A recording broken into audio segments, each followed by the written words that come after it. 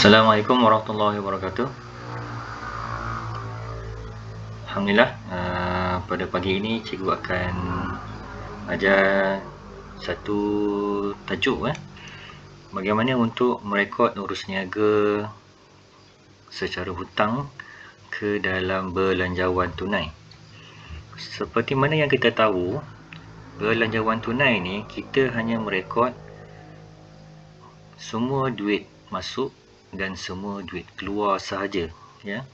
Tapi apabila berlaku urus niaga secara kredit, secara hutang, kita tidak akan rekod urus niaga kredit tersebut, tetapi kita hanya akan rekod bila kita bayar hutang tersebut ataupun bila kita terima hutang tersebut, ya. So, hari ini cikgu akan tengok contoh 5. Cikgu akan buat penerangan contoh 5 buku teks prinsip perakaunan tingkatan 5, buku surat 93, ya. Okey, boleh buka buku teks. Okey, soalan dia, Daniel dan Susan akan memulakan perniagaan DS Trading. So kita buat tajuk dia DS Trading. Kemudian pada 1 Ogos 2018 dengan membawa masuk modal tunai di bank RM50,000 dan kenderaan RM6,000. Maksudnya itu adalah baru pertama kali dia nak memulakan, so dia tak ada baki lah, ya, baki dia kosong. Maknanya kita tambah dekat penerimaan satu item nama modal. Berapa yang dia bawa masuk? RM7,000. RM7,000. Itu saja. Yang kenderaan tu kita abaikan sebab kenderaan tu bukan duit, ya. Kenderaan tu kereta, ya. Kemudian berikut ialah anggaran penerimaan dan pembayaran bagi 3 bulan pertama perniagaannya. Belian pada bulan Ogos dianggarkan berjumlah RM7,000. Namanya kita buat satu kotak, kotak khas untuk buat pengiraan tersebut. Kita buat anggaran belian bulan Ogos, dia kata RM7,000. Okey. Kemudian dia kata dan meningkat sebanyak 10% bagi bulan berikutnya. Maksudnya kita kena kira dulu. Anggaran belian untuk September dengan Oktober ni. Sama juga cara nak kira dia. 7,000 darab 10 shift sama dengan tambah. So kita akan dapat September 7,700, ya. Kemudian bulan Oktober kita ambil 7,700 darab 10 shift sama dengan tambah. So kita dapat anggaran belian bulan Oktober 8,470. Okey, ini baru anggaran belian. Daripada anggaran belian tersebut dia pecah pula, ya. Dalam soalan kata 40% adalah jumlah belian secara kredit yang perlu dijelaskan pada bulan berikutnya. So kita fahamlah, kalau belian kredit 40%, maksudnya ada baki dia 60% tu adalah belian secara tunai. So kita buat dulu macam ni. Mula kita buat belian tunai 60%, kemudian bawah dia kita buat belian kredit 40%, kemudian bawah dia kita buat akaun belum bayar, tempoh kredit dia sebulan, ya. Okey, sana kita kira.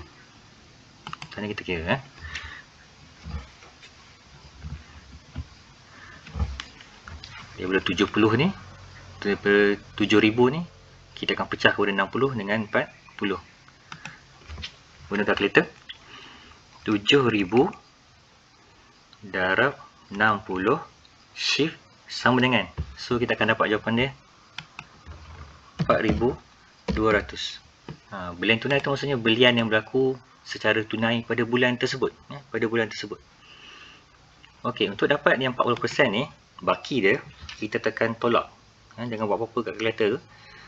Tadi kita buat 7,000 darab 60 shift sama dengan, kita dapat jawapan 4,200. Kita rekod kat sini. Kemudian untuk dapat 40 kita tekan tolak. So kita akan dapat jawapan dia 2,800. Okey. Kita beli hutang 2,800. Maksudnya kita tak rekod dalam belanjawan tunai, tapi kita rekod bila kita kena bayar. Kita jangka bayar adalah tempoh kredit dia sebulan. Maksudnya kita beli bulan Ogos, kita akan bayar bulan September. Maksudnya kita akan bayar pada bulan September. Macam tu.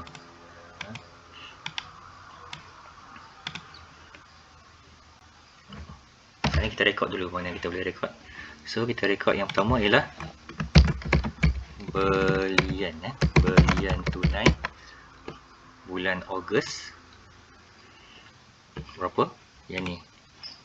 Cikgu warnakan sikit. 4,200. So kita rekod 4,200. Kemudian ada satu lagi item nama account belum bayar.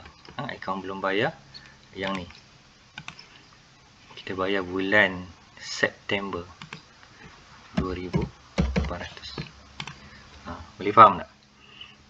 Kita tak letak account belum bayar tu bulan Ogos. Sebab dia bukan bayar bulan Ogos. Dia bayar bulan ke depan. Satu bulan ke hadapan. Okey. Kita tengok pula. Anggaran belian bulan September 7,700. Nak kira macam mana? Okey, kalkulator. 7,700 darab 60 shift sama dengan. So kita akan dapat jawapan dia 4620. 4620. Okey, nak dapat bulan kredit ni tekan tolak.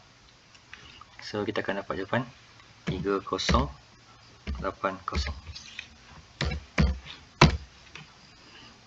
Okey, apa maksud dia? Maksudnya kita beli secara tunai bulan September ni, pada bulan tu berlaku ialah 4620. Ini berlaku pada bulan September. Ini pula, ini kita beli secara hutang bulan September juga. Tapi kita tak bayar lagi. Bila kita kena bayar? Kita akan bayar bulan depan. So 3080 ni kita akan rekod dekat bulan Oktober. 3080. So nanti kita nak rekod untuk bulan tunai bulan September. Kita ambil yang ni 4620. Bawa mai sini 4620. Kemudian yang ni 3080 Oktober. Bawa ke sini 3080. Okey.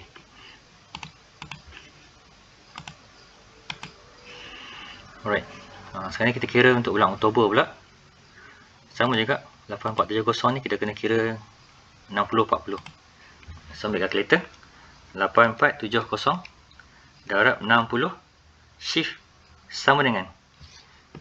So kita akan dapat jawapan dia 5082. Untuk dapat baki 40 ni tekan tolak. 3388. Maksudnya belian tunai 5082 berlaku pada bulan Oktober. Bulan kredit 3388 juga berlaku bulan Oktober, tapi kita tak bayar bulan Oktober, kita bayar bulan depan. Ini bulan November kita tak payah buat lah sebab kita buat setakat bulan Oktober saja. So kita rekod bulan tunai 5082 ni dekat bulan Oktober 5082. Okey, selesai untuk yang nombor 1. Okey, kita bagi yang nombor 2. Anggaran jualan tunai pada bulan Ogos ialah 12,000. So kita buat satu lagi kotak ke bawah ni. Itu untuk jualan pula. Ogos 12,000. Okey, sama juga. Dia kata apa? Akan meningkat sebanyak 20% pada bulan berikutnya. Maksudnya kita kena kira dulu anggaran jualan untuk setiap bulan. Okey, kita kira dulu anggaran jualan untuk September. Dia kata meningkat sebanyak 20%. So kita guna kaedah shift juga. 12,000 darab 20 shift sama dengan tambah sebab meningkat. So dapat 14,400. Okey, bulan Oktober pula 14,400 darab 20 shift sama dengan tambah. So kat bulan Oktober dapat 17,280. Ya. Okey, daripada anggaran jualan yang kita dapat untuk setiap bulan ni, ada pecahan pula. Dia kata sebanyak 30% daripada jumlah jualan merupakan jualan kredit.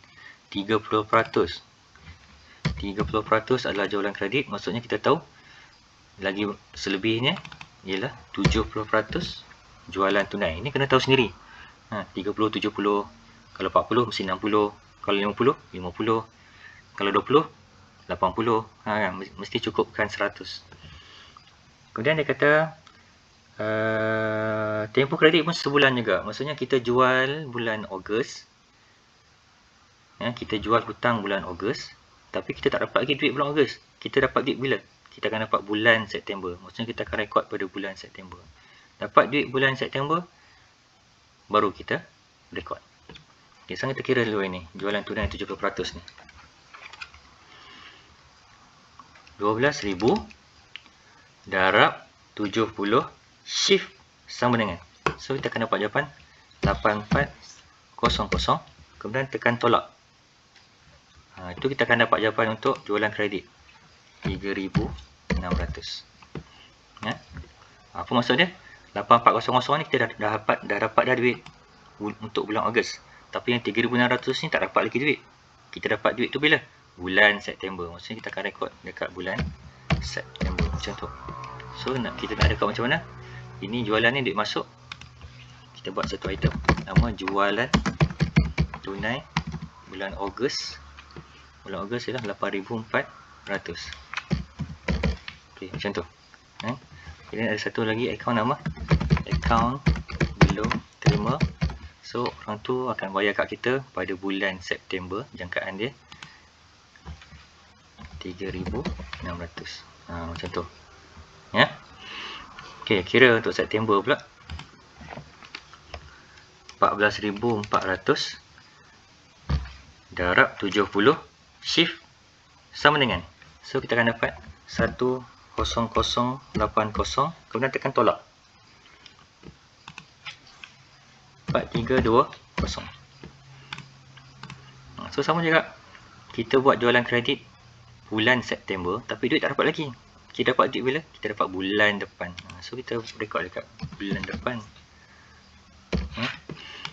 So, macam mana nak rekod? Jualan tunai bulan September adalah 10080. 10080. Dan akaun belum terima 4320. Okey, last bulan Oktober pula. Okey, 17280 darab 70 shift sama dengan.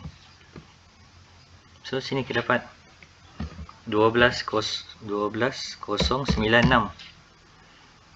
Tekan tolak. So, dapat baki dia 5184.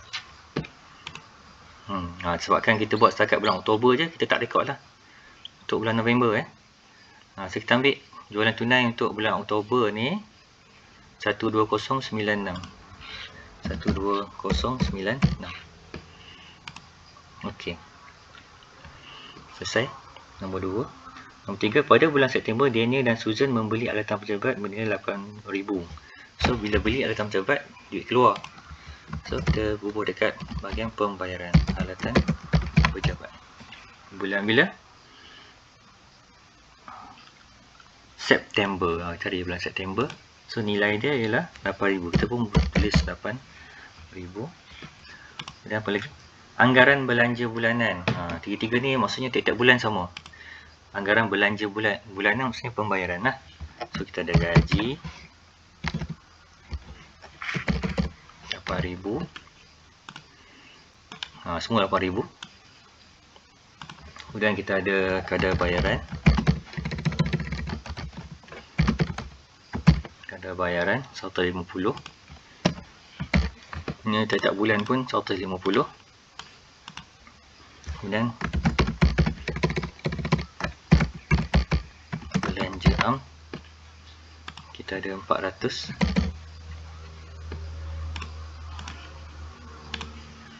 Semua 400. Kita bulan 400. Okey. Di akhir, pada bulan Oktober, perniagaan dijangka memperolehi pinjaman RM40,000 dengan kadar faedah 6% setahun selama 4 tahun. Bayaran bulanan berserta faedah akan dibuat bermula pada bulan Oktober 2018. Yang apa belajar dah dalam matematik, cara nak kira faedah. So bila kita buat pinjaman, duit masuk. Bila duit masuk, kita bubuh dekat bahagian penerimaan. So kita tulis pinjaman. Bulan bila kita dapat? Bulan Oktober. So bulan Oktober kita tulis 40,000.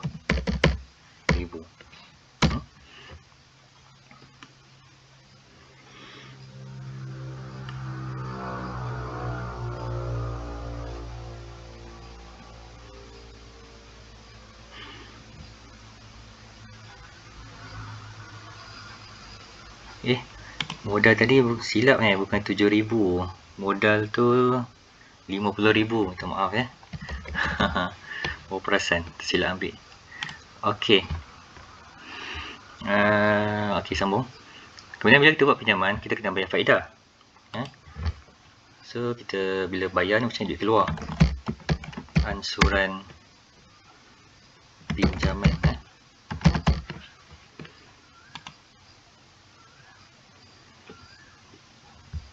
Okey. Macam nak kira ansuran pinjaman? Ni cara nak kira dia. Tekan kalkulator. Kira yang ni dulu. So 4,000 darab 0.06 sebab 6% darab 4. Kemudian bahagi dengan 48 bulan. So kita dapat 200. Maksudnya pokok ni yang asal kita pinjam 4,000. So kita kena bayar bunga dia. So kita kena bayar bunga dia 4,000 tambah bunga dia 200. Kerana kita kena bagi dengan 48 bulan. So 4 tahun sama dengan 48 bulan. So kita kena dapat sebulan kita kena bayar 200. 837.5. Wait, sila kira kejap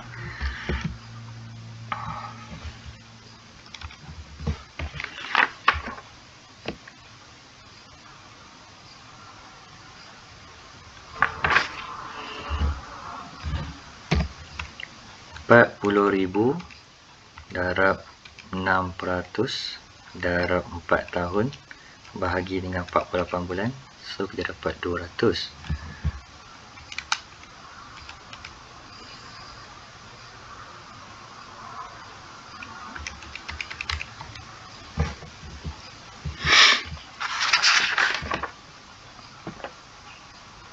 Oh, cikgu silap kira. Minta maaf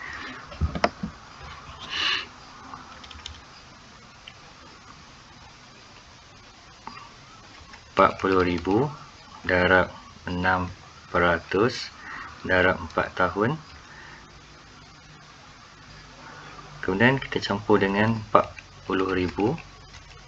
Kita dapat 49,600. 49,600. Baru kita bahagikan dengan 48 bulan.